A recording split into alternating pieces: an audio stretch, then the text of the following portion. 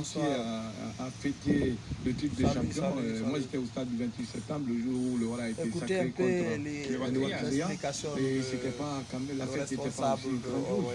On n'a pas, bon, les joueurs se sont c'est comme si on s'y attendait. C'est comme si on l'attendait encore plus grand. C'est comme si c'est la Ligue des champions africains ou la Coupe de la CAF qui nous intéressait. Voilà, sinon, d'habitude, quand même, c'était des choses qui étaient très bien organisées. Je ne vous entends pas bien. Alors, le jour du sacre, du 7e sacre consécutif du Oroya, c'était à l'occasion du match Oroya-Wakria au stade du 28 septembre de Conakry. On n'a pas assisté à une fête aussi grandiose que d'habitude. Est-ce que c'est parce que vous vous attendiez à être champion ou bien que vous en lassez, vous dites, bon, on n'a absolument plus rien à prouver au pays? Non. Bon, c'est vrai que, disons, il y a l'effet jusqu'à présent de la pandémie. Mais qu'à cela ne tienne, pour le respect de la valeur et de l'image du club, je pense qu'on aura organisé, bien entendu, une fête, j'aurais dit comme ça, et pour pouvoir vraiment marquer sur le plan de l'histoire. Et parce qu'il faut le dire, c'est la 7e fois d'affilée que le Oroya s'adjuge du titre, de la plus prestigieuse compétition de notre pays. Ça doit se passer en catimini, moi je pense. Moi je déduis que c'est la saison la plus improbable du Oroya Club de Matam, puisque vous êtes parti de la 6e dernière place pour occuper le dessus du pompon, la première place que vous avez jalousement gardée jusqu'au sprint final. C'est une saison qui aura été un long fleuve agité. Vous êtes passé par, disons, toutes les émotions, déception, angoisse. À un moment, vous étiez plongé même dans la crainte d'être envoûté par vos concurrents, par vos adversaires. Bon, écoutez, c'est vrai que nous avons commencé timidement ce championnat.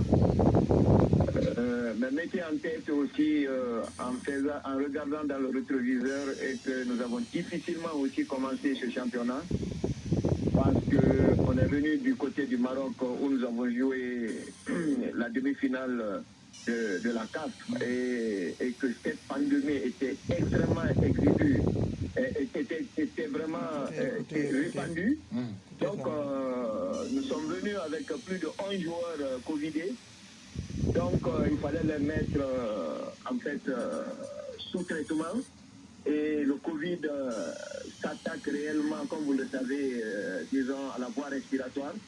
Donc, cela a freiné un peu, disons, la mise en route de notre équipe dans le championnat.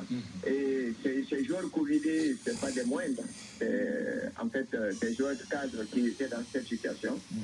Mais comme ça coïncidait aussi au début du championnat, on était obligé vraiment de faire en sorte de rafistoler et respecter en fait le programme de la Ligue. Donc nous nous sommes mis dans ce cadre et nous avons enregistré au début des défaites. Mais dans nos réflexions et notre vision, on savait que ça allait changer parce que plus vu l'importance des ressources que nous avons sous la main, je veux parler des ressources humaines, des ressources matérielles, des ressources financières, et avec bien entendu l'orientation technique du coach technique, je veux parler aussi de Lamine Ndiaye. On savait que ce temps allait passer et que l'Oroya allait se remettre pour pouvoir continuer tellement sa course et arracher en fait ce titre. Bien. 7e fois consécutivement champion de Guinée. Oui, 7 fois champion. Oui, 7 fois champion de Guinée. Vous savez, généralement, dans les émissions sportives, on parle souvent de la technique, moins de l'administration, alors que dans une équipe de football, l'administration Ce qui vaut l'administration, c'est ce qui vaut l'équipe sur le terrain. Je voudrais savoir, vous avez fait 7 ans de domination, 7 ans de suprématie. Aujourd'hui, l'administration de Roya fonctionne à merveille. Quel est votre secret étant le patron de cette administration? C'est vous la cheville ouvrière de cette administration générale. C'est quoi la clé de recette? Bien sûr. Retenez ce que je vais vous dire et retenez que le football, plus particulièrement le haut niveau, ne se construit pas sur la base d'une improvisation. En regardant un peu en arrière l'arrivée du président Antonio à Roya, donc on est passé directement à l'élaboration d'un plan stratégique. Un plan stratégique qui nous a ouvert les fondations, qui nous a ouvert, disons, la voie à la valorisation des atouts de notre club, en essayant vraiment d'aboutir sur les facteurs prépondérants de la mise en place d'un club professionnel. Donc, ce club, le secret réel, c'est que les fondations aujourd'hui ont été mises et c'est des fondations solides. Donc, ce qui nous permet aujourd'hui d'avoir non seulement une administration forte, mais en plus aussi d'avoir un staff technique bien outillé, un staff technique compétent.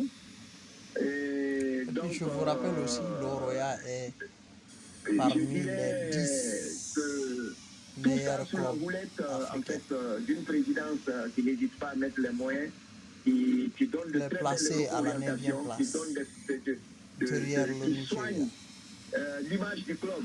Moi, je pense que ces valeurs, en respectant ces valeurs, je pense que le Roya ira toujours. Et puis le meilleur club en Afrique de l'Ouest. Avec tout ce qui s'est passé cette année, parce que, disons, il n'y a pas, avec le Nigeria. Il n'y a pas de réussite sans point d'insatisfaction.